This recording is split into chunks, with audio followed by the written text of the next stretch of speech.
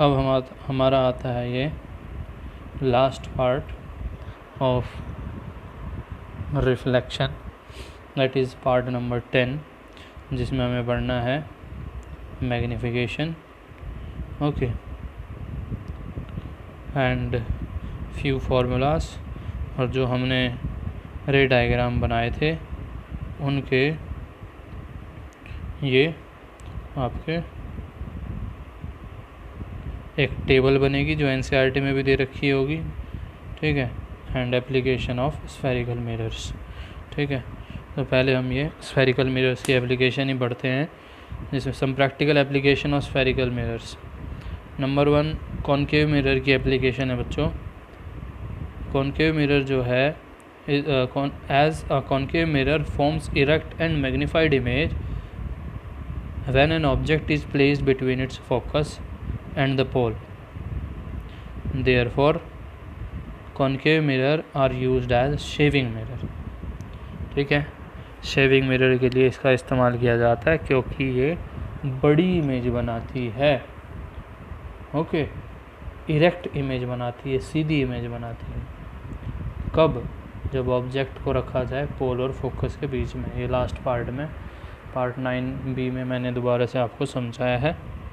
उसके बाद आता है second point, due to their ability to focus the parallel rays to a single point they are used as reflector in the solar cooker, ठीक है। Solar cooker में इनका इस्तेमाल किया जाता है।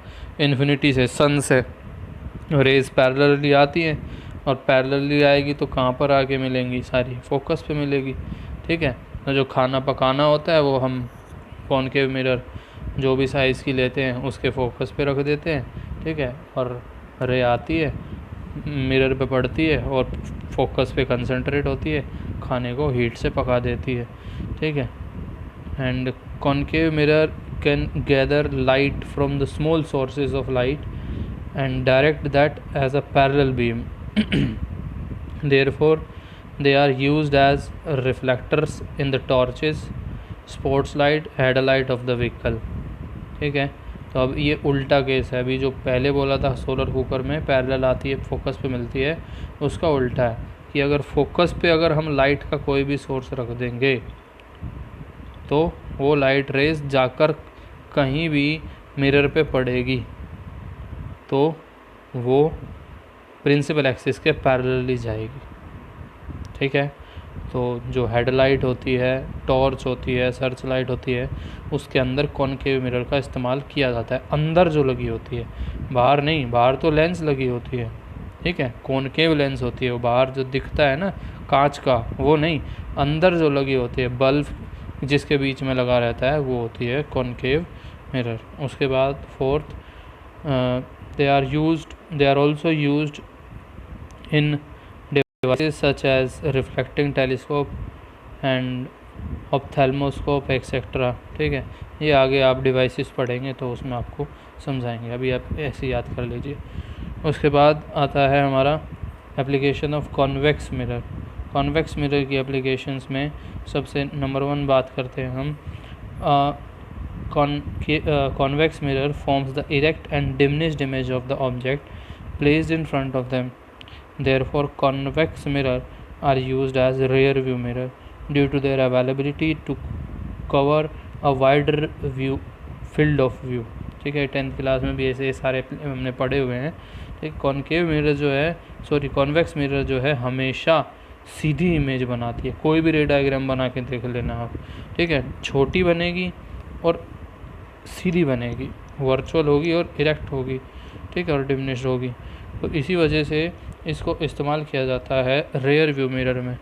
गाड़ियों में साइड मिरर लगी रहती है ना, पीछे का बैक ट्रैफिक देखने के लिए, उसको बोलते हैं अपन रेयर व्यू मिरर, ठीक है। वो कौन सी होती है? कॉन्वेक्स होती है, क्योंकि उसके अंदर हम 2 बातें होती हैं कि नंबर 1 तो इमेज हमेशा सीधी बनती है, ऑब्जेक्ट कहीं भी हो। नंबर 2 इमेज छोटी बनती है, और इमेज छोटी बनने की वजह से पीछे का बहुत सारा एरिया कवर हो जाता है। एक छोटी सी मिरर पीछे का बहुत वाइडर व्यू कवर कर लेती है। कॉन्वेक्स मिरर को रेयर व्यू मिरर में इस्तेमाल किया जाता है।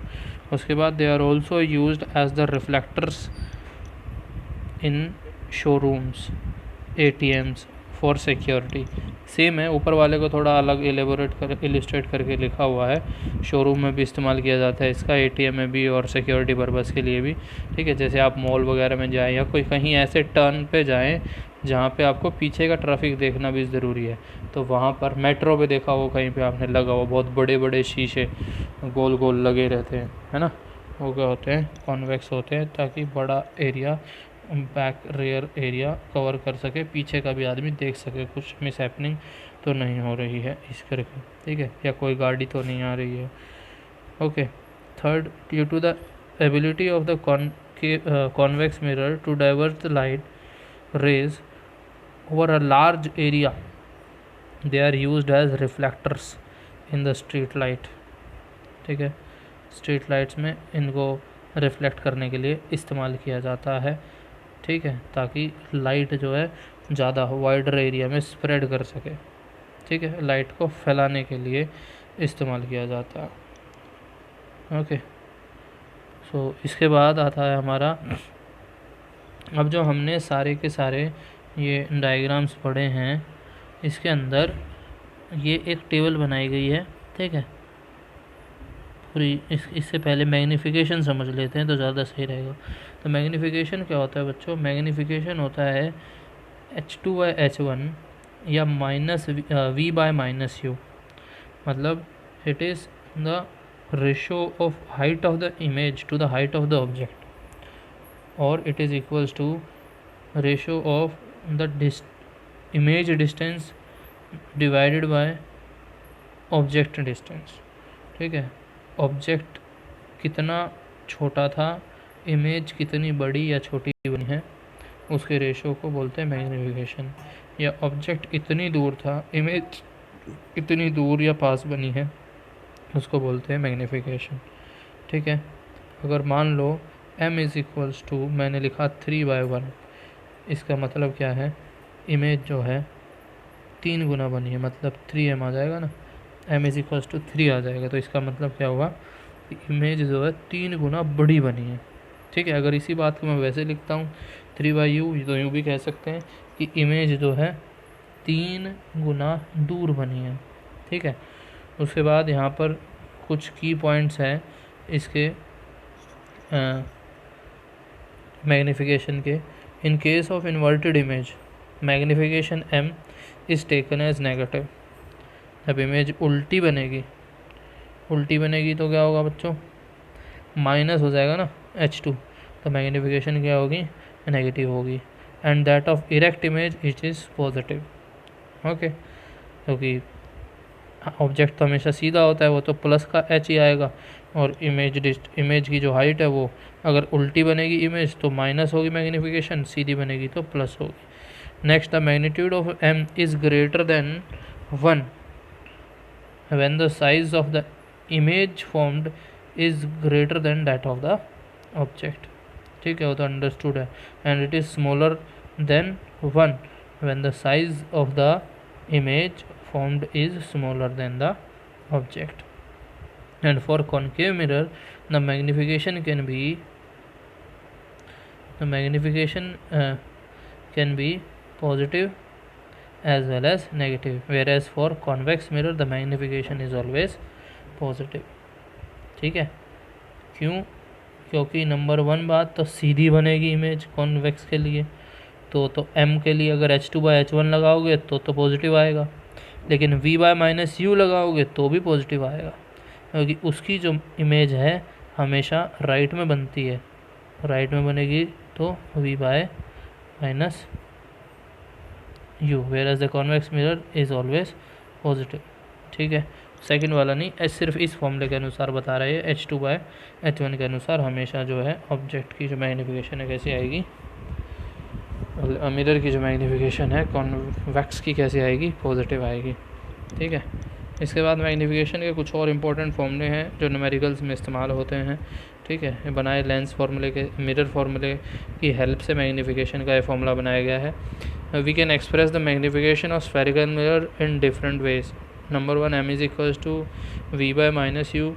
ठीक है, अगर मिरर फार्मूले का 1/V, f is equals to 1/V plus 1/u इस्तेमाल करेंगे, ठीक है। तो वहाँ से आपका ये फॉर्मूला बनेगा v minus f by f, sorry. उसके बाद m is equals to minus v by u को हम लिख सकते हैं v f by f minus u, ठीक है।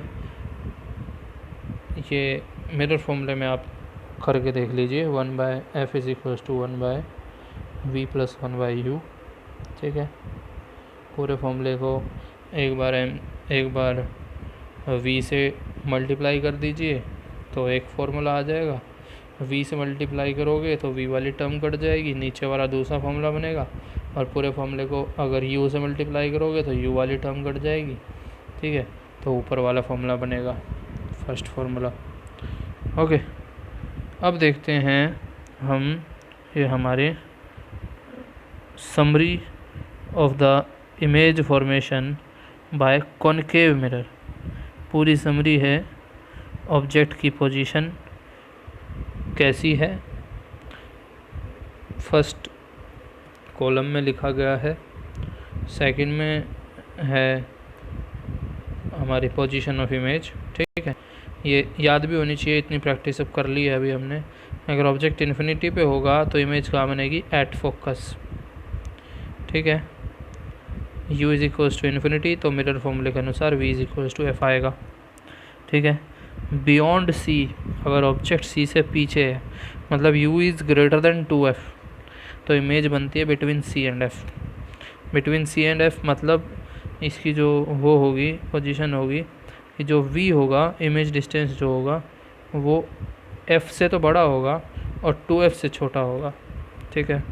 एंड एट c, अगर ऑब्जेक्ट c पर हुआ तो u is equals to 2f, मतलब तो इमेज भी कहाँ बनेगी, c पर, मतलब v भी क्या होगा, 2f होगा। अगर between c and f object हुआ, मतलब u is greater than f but less than 2f, ठीक है। तो इमेज क्या बनती है हमारी, बियॉन्ड c बनती है, उल्टा केस होता है, ठीक है। तो v is greater than 2f होगा। And f at f object होता है तो इन्फिनिटी इमेज बनती है, बिटवीन f एंड p होता है तो इमेज बनती है बिहाइंड द मिरर, मतलब ऑब्जेक्ट जब u से, ऑब्जेक्ट डिस्टेंस जब u से छोटा हो तो हमारा जो v है, इमेज डिस्टेंस v u से बड़ा होता है, ठीक है। उसके बाद नेचर, ये तो पीछे याद हो ही गए हैं आपको, ठीक है। नेचर एनोटेशन सीधा बनेगा, उल्टा बनेगा, ठीक है। अब हमारा जो साइज़ वगैरह है ये भी आपको याद ही है। मैग्नीफिकेशन एक बार ध्यान से देख लीजिए। मैग्नीफिकेशन में क्या है, अगर इन्फिनिटी पे ऑब्जेक्ट हुआ तो magnification is very very less than 1, बहुत छोटी होगी। अगर सी पे हुआ तो भी छोटी होगी, कम छोटी होगी उसके कंपैरिजन में, अगर बियॉन्ड सी हुआ तो। अगर सी पे हुआ ऑब्जेक्ट तो magnitude of m is equals to 1, ठीक है। प्लस माइनस नहीं यहाँ पर कंसिडर कर रहे हैं, कैसी होगी, सिर्फ मैग्नीट्यूड ले रहे हैं मैग्नीफिकेशन का, देख रहे हैं कि छोटी होगी, बड़ी होगी, क्या होगी, ठीक है। And between c and f अगर ऑब्जेक्ट हुआ तो भी मैग्नीफिकेशन जो है 1 से बड़ी होगी, ठीक है।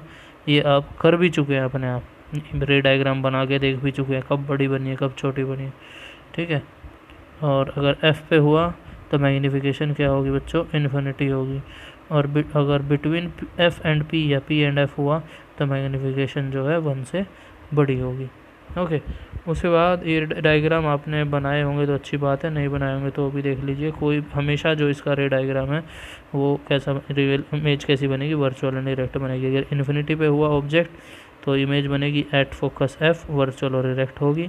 मैग्नीफिकेशन जो है इसकी लेस देन 1 होगी, डिमिनिश्ड इमेज बनेगी, ठीक है। At any point between pole and infinity, कहीं भी होगा तो इमेज जो है कहाँ बनेगी, बिटवीन p एंड f बनेगी, राइट साइड में, ठीक है। और कैसी होगी, वर्चुअल होगी, इरेक्ट होगी, और मैग्नीफिकेशन इज़ लेस देन 1, छोटी बनेगी हमेशा इमेज, ठीक है। तो ये था हमारा क्या, last part of the reflection. पहले पढ़ा ये एप्लीकेशन ऑफ स्फेरिकल मिरर, उसके बाद पढ़ा हमने मैग्नीफिकेशन, ठीक है, उसके स्पेशल केसेस, उसके स्पेशल फार्मूला। और अब है ये, उसके बाद हमने पढ़ी टेबल कॉनकेव मिरर की इमेज फॉर्मेशन की टेबल, एंड लास्ट पढ़ी कॉन्वेक्स मिरर की इमेज फॉर्मेशन की टेबल। ओके, तो हेयर रिफ्लेक्शन इज डन।